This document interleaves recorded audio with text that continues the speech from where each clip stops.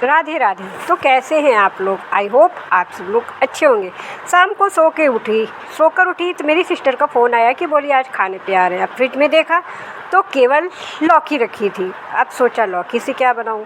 दाल चावल मेरे को नहीं खाना था क्योंकि मुझे दाल कम पसंद है। मैं हफ्ते में 1 या 2 दिन दाल बनाती हूँ, बाकी मील ऐसे रखती हूँ जिसमें प्रोटीन रहे। तो फिर क्या था, लौकी को पील करने लगी क्योंकि लौकी की सब्ज़ी किसी को नहीं अच्छी लगती। मुझे भी नहीं अच्छी लगती, सच कहूँ। दाल चावल के साथ तो फिर भी खा लेती हूँ, लेकिन अगर आप कहो ऐसे खाओ तो मैं खुद नहीं खाती लो, और बच्चों को तो लौकी खिलाना इम्पॉसिबल।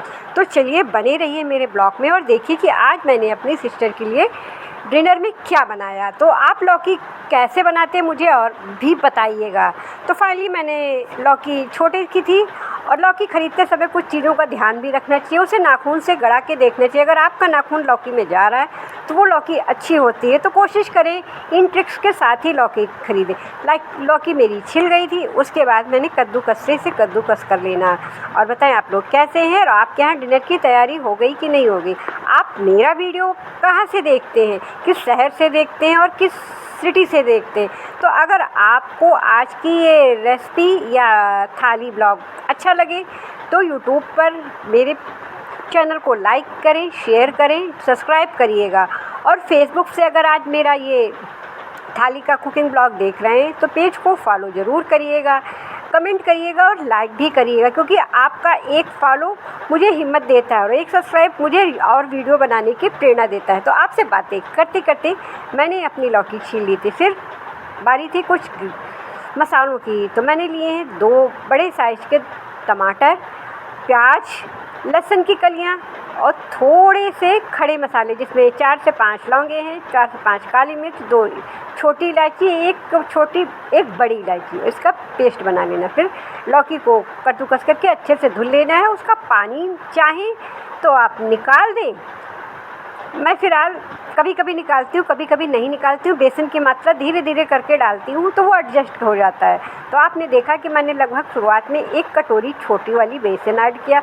उसमें कुछ बेसिक से लाल मिर्च पाउडर, अजवाइन, थोड़ी सी हींग और स्वाद अनुसार नमक। अगर आप तुरंत बना रहे हैं तो आप नमक का इस्तेमाल करिएगा। अगर आपको थोड़ा सा रेस्ट देना है तो आप नमक नहीं डालिएगा। नहीं, लौकी में ऑलरेडी पानी रहता है और नमक डालने से ये इसमें पानी और छोड़ देगी। तो मैंने नमक डाला था क्योंकि मुझे तुरंत ही खाना बनाना था। फिर मैंने चढ़ाई कढ़ाई में लिया है मस्टर्ड ऑयल। आप अपने मन मुताबिक तेल ले सकते हैं, रिफाइंड ऑयल, मूँगफली का तेल या घी। तो फिर जो मैंने बेसन और लौकी से पेस्ट बनाया था उसके गोल शेप में बॉल्स बना लेनी है और हमें इन्हें धीमी आंच पर तलना है। तो मैं आज बना रही हूँ लौकी के मलाईदार स्मूथ कोफ्ते, जो मुंह में जाते ही घुल जाएं। और ये कोफ्ते बच्चे बड़े सबको पसंद आते हैं क्योंकि इसमें लौकी विजिबल नहीं होती है, तो बच्चे भी बड़े प्यार से खा लेते हैं। तो आपने देखा एक बार में जितने कोफ्ते बने मैंने बना लिए हैं। अब हमें गैस की आंच धीमी रखनी है और बड़े इत्मीनान से इन्हें सेकना है, क्योंकि तेज़ आंच में ये ऊपर तो पक जाएंगे लेकिन अंदर से नहीं पकते। फिर जब हम ग्रेवी में डालते हैं तो वो आटे वाला स्वाद आता है।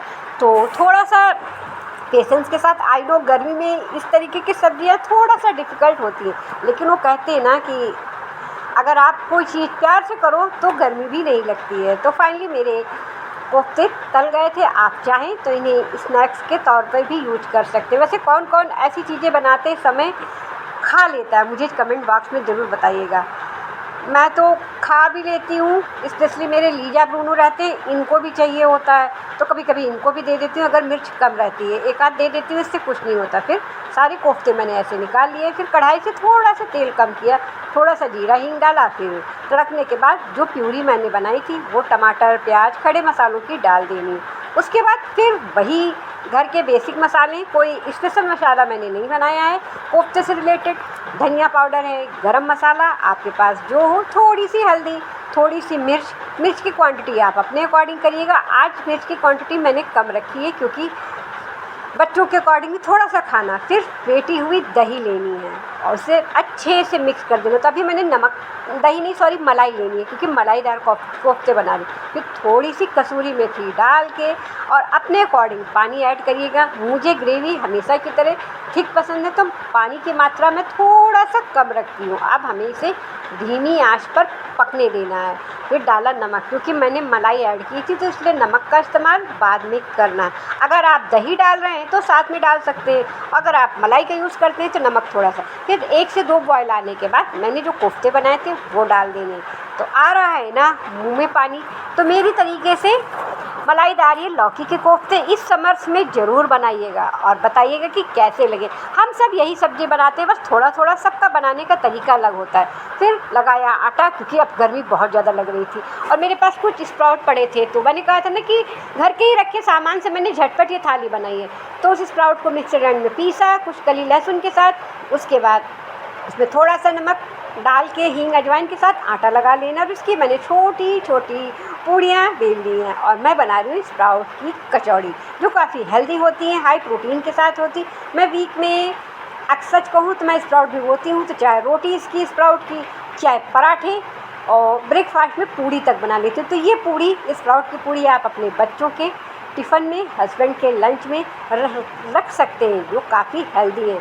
तो ये है वेडनेसडे की आप थाली बोलें या थर्सडे की थाली बोलें। जैसे मैंने कहा था कि मैं 7 डेज़ थाली चैलेंज लेके आऊँगी। फिर एक बंच मेरा फ्राई हो गया था, तो ये रही दूसरी बार की पूड़ियाँ। तो ये रही स्प्राउट की फूली फूली गर्मा गर्म पूड़ियाँ, कचौड़ी बोली। तो ये रहे मेरा मलाईदार लौकी का कोफ्ता। आ रहा है ना मुँह में पानी, तो ज़रूर बनाइएगा। अब तो लाइक कर दीजिए, पेज को फॉलो कर लीजिए, यूट्यूब वालों सब्सक्राइब कर लीजिए। भाई इतनी मेहनत करती हूँ, घंटों लगते हैं मुझे खाना बनाने में और आप लोग लाइक भी नहीं करते, कमेंट भी नहीं करते। तो मेरी थाली फाइनली लग चुकी है, तो जिसमें राइस, लौकी के कोफ्ते, आम का घर वाला अचार, इसकी रेसिपी भी मैंने ऑलरेडी डाल रखी है, कोफ्ते। मिलती हूँ अगले ब्लॉग में, तब तक के लिए बाय।